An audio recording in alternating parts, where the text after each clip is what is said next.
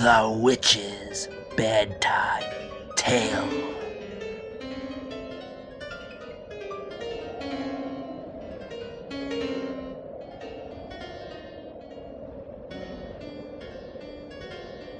The fascination of the eerie, weird, blood-chilling tales told by old Nancy, Witch of Salem, and Satan, her wise black cat.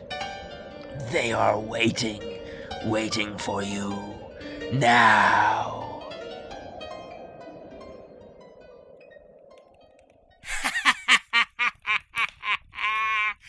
122-year-old I be today. Yes, sir. 122. Well, Satan, tell everyone to douse their lights. Meow. We want lots of darkness when we tell our bedtime stories.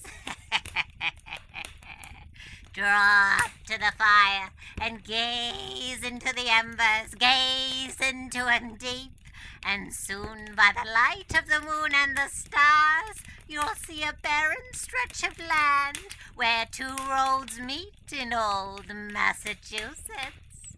3 policemen stand talking there beside their motorcycle bikes, and soon you'll hear the story of the haunted Crossroads. The haunted Crossroads. Meow.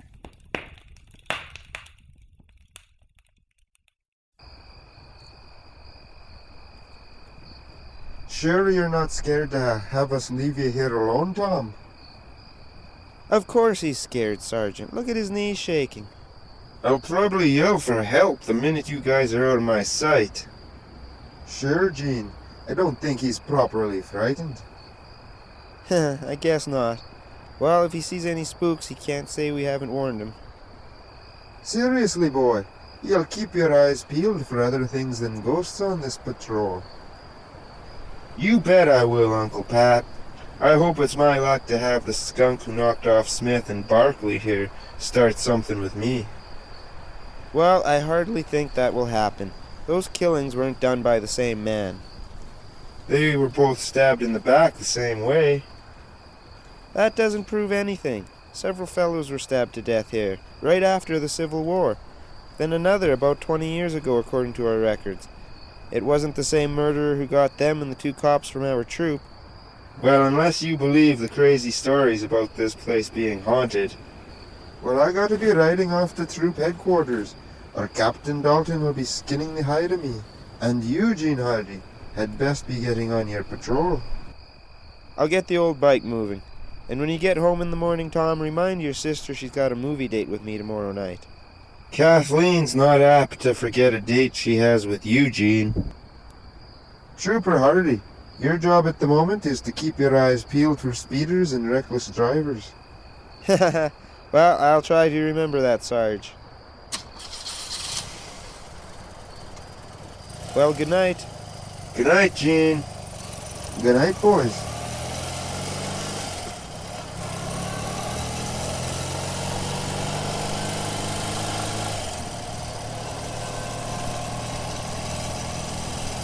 Uncle Pat!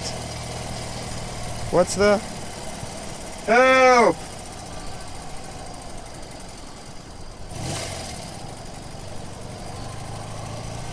Tom! I'm coming back, kid. Coming back.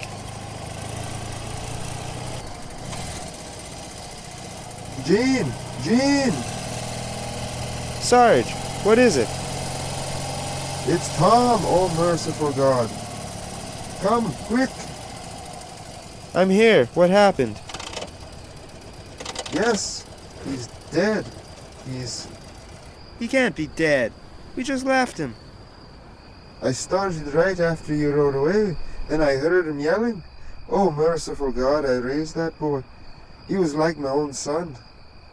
He's been stabbed in the back, just as Smith was stabbed a week ago, and Barkley. Here at these same rotten crossroads. Now pull yourself together, Sarge. You know what I thought of Tom, but we're cops. Listen, you were back here before I was. You must have saw something. I saw no more than you see now. Whoever did it got away. Oh, they got away. Take it easy. Take it easy. Tom wasn't alone here more than a minute. No one could have gotten to him across these open fields and then away again, in the time I left and came back. Yet I saw no one but him and you.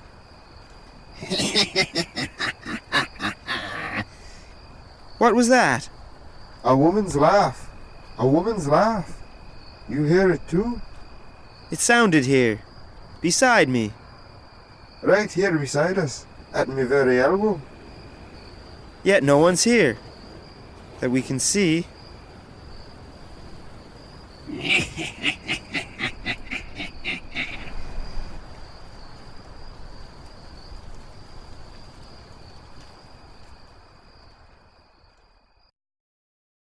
An invisible woman? That's the craziest part of the whole crazy story. But we did hear it, Captain Eldon. It's true, so help me. But there wasn't any woman. By your own confession. You said you searched and couldn't find her. We searched everywhere around, sir, but there's no place for anyone to hide. And like the hicks around here, you come to the conclusion those old crossroads are haunted. A female ghost stabbed Tom Fallon with a very ungodly steel knife, I suppose, which she carried away with her because you couldn't find it either. That's a fine way for two policemen to explain a murder.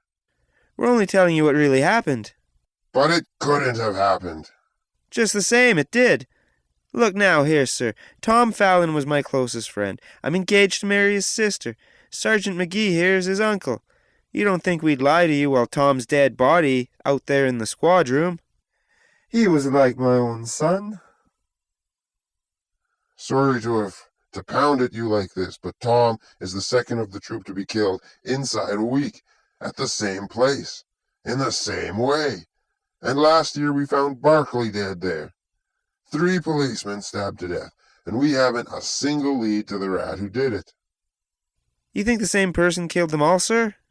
Yes, and that person is a man, not a laughing invisible woman, a man with strength enough to kill in a single blow. Hardy, you say Fallon wasn't out of your sight more than a few minutes before you heard him scream? I had only passed the first turn south of the Crossroads. Maybe a minute. Bit more, maybe. And you got back to him in about half that time. How about you, Sergeant McKee? I left Tom right after Troop Hardy rode away, sir, and headed north. And neither of you saw any vehicles from the east or west pass you on the road? No, sir. There was no traffic at all. Then, in the 70 or 80 seconds that Fallon was alone, someone ran across that completely open space, drove a knife in Tom Fallon's back, and then ran away again. It's crazy, but the way it must have happened. It's the only way it could have happened. It didn't happen. It's impossible. The world's greatest sprinter couldn't have covered the necessary distance in that short of time. And any man must make a little noise. Yet Fallon saw and heard nothing until a knife was in his back. You're lying to me, both of you. By the Lord, if I didn't know how close you were to the boy, I'd say you bumped him off yourselves. Captain Eldon. Don't say that. Don't. I'm sorry. I didn't mean that, of course. But unless you fellows change your story, the coroner's jury is going to ask some mighty embarrassing questions. You've established yourselves as the only persons in the vicinity who could have come close enough to Fallon. No one is going to think we had anything to do with this when they recollect the other killings at the Crossroads, even if they won't believe we heard the woman laugh. You forgot, Captain, that Tom is the third to die out there by the same man's hand, you say. Last week, when Smith was killed, Sergeant McGee and I were on duty with you, in this station, from the time Smith left here until the time his body was found. And when Barkley got his a year ago. George, you and I were up in Maine doing some fishing. Don't you remember? And Jean here. And I was serving as motorcycle escort for the governor. No one will question that alibi. You're right. But if you told me the truth about tonight, then what is the answer? I didn't have to listen about another yarn about Smith and Barkley's murders. No one was near them when it happened. They had been dead for hours when they were found. Excuse me, boys, the things I've said. If I don't find someone to pin these stabbings on pretty soon, I'll be believing these damn crossroads are haunted. That's all. Just a minute. Come. We've found Miss Fallon, sir. Bring her in. Yes, sir. Does she know her brother is? No, I telephoned her to come down here, that's all. You better break the news, Pat. You're her uncle. No, not me. I can't even see her now. Let me out of this other door before she... Captain Eldon, why did you telephone me to come down here? Jean, Uncle Pat, why are you here? What's wrong? Let me out of here. Let me out. Uncle Pat, it's Tom. Something's happened to Tom. Don't look at me. I don't know anything about it. Kathleen, dear. Miss Fallon? Tom was posted at the Crossroads tonight. He's been killed there, like the others. Yes, your brother is. Tom! Oh, Tom! Kathleen, dear. Let me out of here. Let me out. Oh, Pat. I can't bear to hear her cry like that. I can't bear to have her eyes upon me. She has eyes like Tom, and they accuse me. They accuse me. Accuse? Before God, I swear, I didn't mean to kill him. What? You? Yes, I killed him. I didn't tell you the truth. I never left him at his post. I killed him because something from the blackest hell got into me. I stabbed the knife into his back and couldn't help myself. I couldn't help myself. I was made to do it. Made to do it. Now I'll pay for what I've done. Don't let him get his gun. He shot himself. Uncle Pat! He's dead. Tom Fallon's murderer has just killed himself. He stabbed my brother. Oh, no. He couldn't have. You heard what he said, Miss Fallon. But who killed Smith and Barkley? McGee couldn't have done that. Why did he say he couldn't help himself? That he was made to kill his nephew. And what was the meaning of that woman's laugh I heard?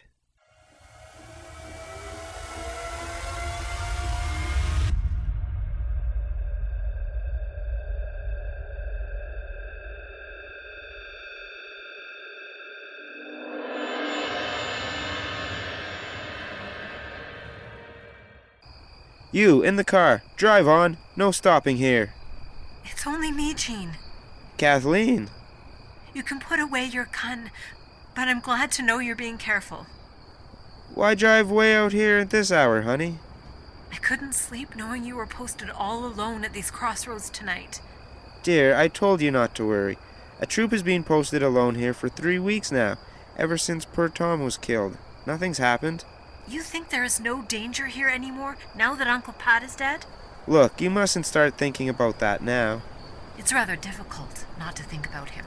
I will never understand. He was out of his mind. It's the only explanation. But what drove him out of his mind? What could have made him destroy someone he loved, as we know he loved Tom? And he said he was made to do it. I don't know. Jean, you're all I have.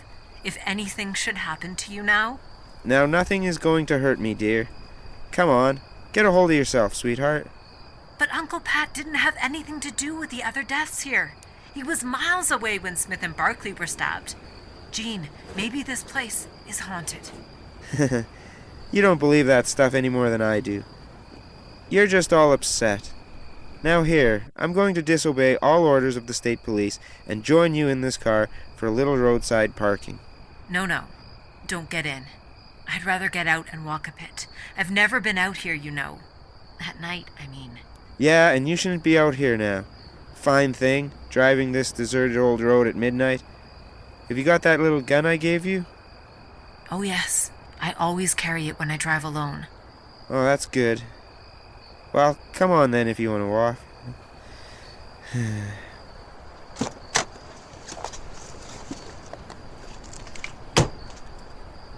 Jean, exactly where did you find Tom's body? Uncle Pat kneeling beside it. We're not going to talk any more about that. All right. Really wouldn't do me any good to know. Such a gloomy spot here. No cars passing, no road lamps. These are just old country roads. No state trooper had to patrol here regularly until... Until after Frank Barkley was found stabbed here. Oh, Kathleen. I want to talk about it, Jean. I loved Uncle Pat. He was a good man, not a killer or a maniac, and I've got to find out what made him do the thing he did. Find out what made him say he couldn't help himself. Uncle Pat was in Maine when Frank Barkley was killed. Tell me about that. Well, all I know is Barkley didn't report on schedule. When they found him, he'd been dead for several hours. And then Smith, just a week before Tom. Like Barkley, he had been dead for a long time when found. But Uncle Pat couldn't have done it. Oh, he wasn't out of my sight, and neither was Dalton or the others at any time that night. Well, after that, Captain Dalton made this a fixed post. I can't understand it. Neither can anyone else. 70 years ago, the papers say a town constable was stabbed here, and another constable about the time we were children. That makes 5, all police officers. That's screwy, all right. But you mustn't think about it anymore, dear. Don't worry about me. Look around. Nothing but open spaces, sand, grass, and 2 level high dirt roads. Why, there isn't a bush or a stone big enough for a cat to hide behind, let alone a man with a knife. No one could come close to him here except someone he knew and trusted. As Uncle Pat was trusted by Tom, as you trust me. Hey, that's enough nonsense now. Go home, go to bed and sleep. Keep that little automatic I gave you handy on the way. Night driving's no business for a woman. I wish you'd let me stay. Not a chance. You want me to lose my job? That's what happens to cops who entertain ladies during business hours. But it's so gloomy here, so silent and eerie. It looks like a haunted place. Bunk. Here, give me a kiss and say goodnight. Oh, Jean, I can't lose you. You're not going to. Why, I'm safer here than being in a church. What was that? A woman laughing. That's what I heard the other night. Look there. A woman in the road. She wasn't there a moment ago. How? I'll soon find out. Jean, come back here. Stay in the car, Kathleen. You in the black dress. I want to talk to you. No, don't follow her, Jean. Come back. Wait, I tell you, whoever you are, don't walk away from me. I'm an officer of the law. Don't go any closer to her. Don't let her touch you, Jean. Keep away. She disappeared, vanished as I watched her. Where did she go? Come back. Come back. I'm coming. What happened to that woman? I'm coming. Jean, what's happened to you? I've got to do it. Why are you staring at me like that? Got to do it. Got to do it. Why are you opening your pocket knife? Can't help myself. Can't help myself. You look as though you didn't know me. As though I'm someone you hate. Jean, I'm Kathleen. You love me. Kathleen. Love. Don't come any closer. Keep away. Kathleen, love. Your gun, Kathleen. Shoot me before I reach you. Shoot me. It's the only way to stop me. I can't help myself. No. No! Yes, shoot me or I'll kill you with this knife. No, you're mad. Shoot! Shoot, I say, before I drive this knife into your back. Oh, may God forgive me. It's the only way. I've shot you, Jean. I've shot you. She's here beside me, the woman in black. Keep away, keep away. No!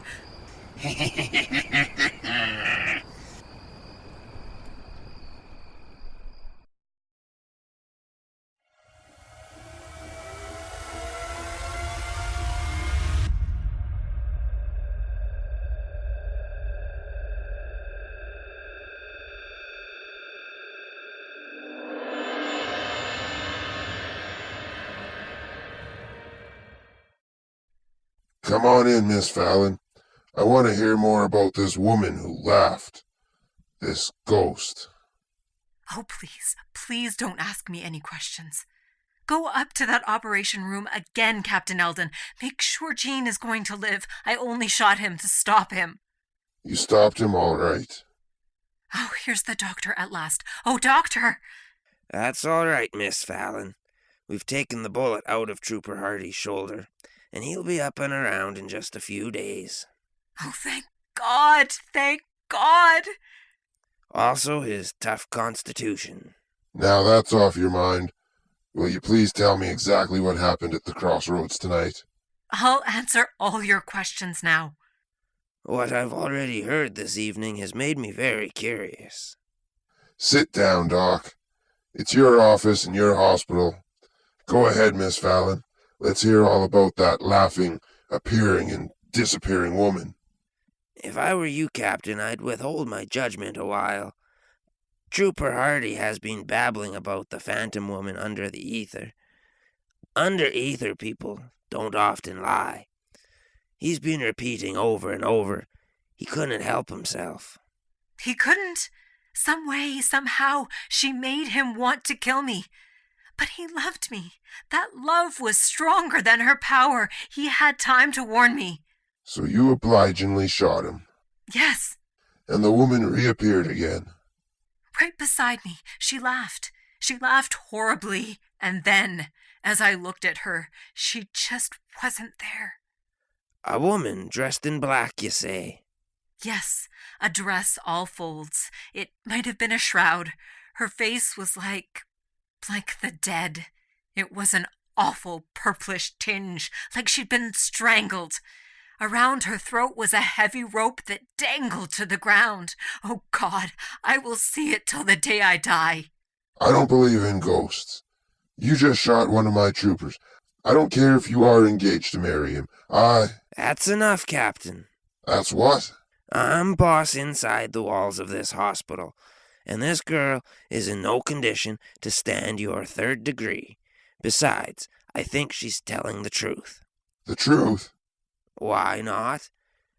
We can't call a thing a lie simply because we don't understand it. Have you any better explanation than we've heard for the tragedy at those old crossroads? You don't think anything supernatural? I think something that has lived beyond the span of ordinary human life is responsible. Remember those almost forgotten tales in the newspapers? The man who was stabbed there in 1865? The other chap in the early 1900s? One of the reporters told me they discovered several more crossroads stabbings in the records. A peace officer was killed there in Andrew Jackson's time, and a member of the watch back when Washington was president. All policemen. By Jove, I hadn't thought of it in that light. And, Miss Fallon, you say the Phantom Woman had a rope around her neck. Yes, a thick rope with a heavy knot. A hangman's rope. And at the crossroads, in the early days, criminals were hanged and buried there. What's that got to do with it? Maybe a lot more than you think. Excuse me, Captain, so I can move that chair aside and get to the bookcase. What? I want to find something I read a while ago. Something I've almost forgotten until this came up. Policemen, officers of the law. They being the only ones to die at those crossroads where a gallows tree once stood. Oh, that's a coincidence. But you must admit it's a strange coincidence. Here's the book, an old history of the county. History? Mm-hmm. Here it is. I knew I read it somewhere. Here, look. What is it, Doctor? I'll read it to you. Listen. On the 15th day of August, 1721, by the order of the King's Governor, a gibbet of good stout oak had been erected at Berkeley Crossroads. That's the name of our place, Captain Eldon. Go on reading. And there the criminal, Goody Fairfax, was taken, still protesting her innocence of the foul crimes a jury of her peers had found her guilty of. Let her dangle from a rope. No, I swear I'm innocent. The officers have lied. Hold on tightly to her bleaker so I can fix this rope around her scrawny neck. Let me go. You cannot kill me. She wiggles like an eel. Don't waste no more time. I have done no murder. Have mercy. I'm innocent. I swear.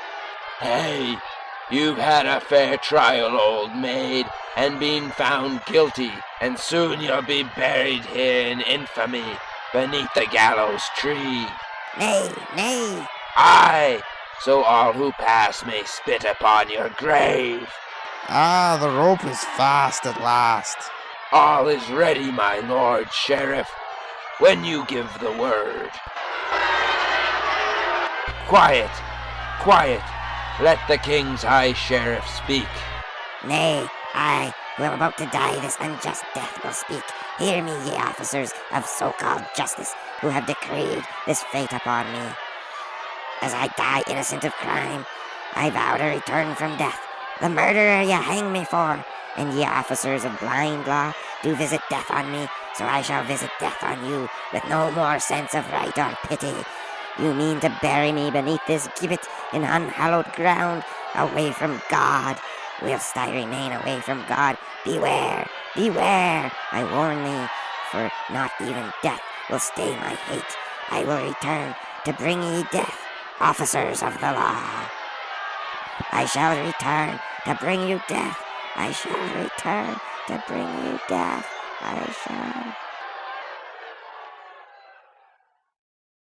And though still screaming her threats of ghostly vengeance, the murderess Goody Fairfax was hanged to death.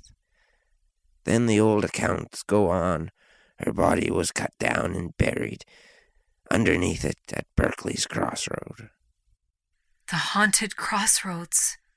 Captain Alden, whether or not you believe in ghosts, it might be a kindly thing if you search for Goody Fairfax's grave, and if you find it, place her restless bones in hallowed ground. A kindly thing and a wise thing.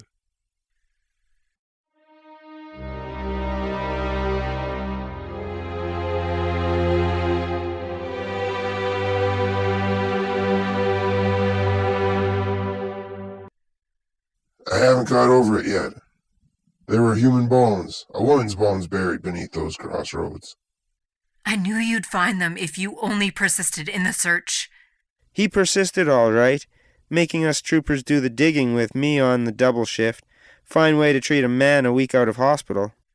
And a newly married man. I thought that was a good way for you to earn your sergeant stripes.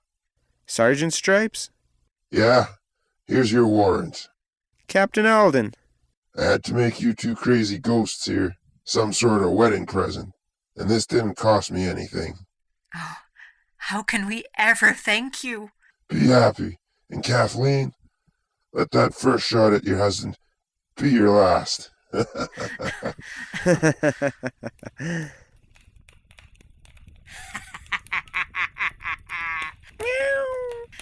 that's the end of that one, Satan. You folks come see me again on my birthday. We'll have another cheerful yarn to spin ye.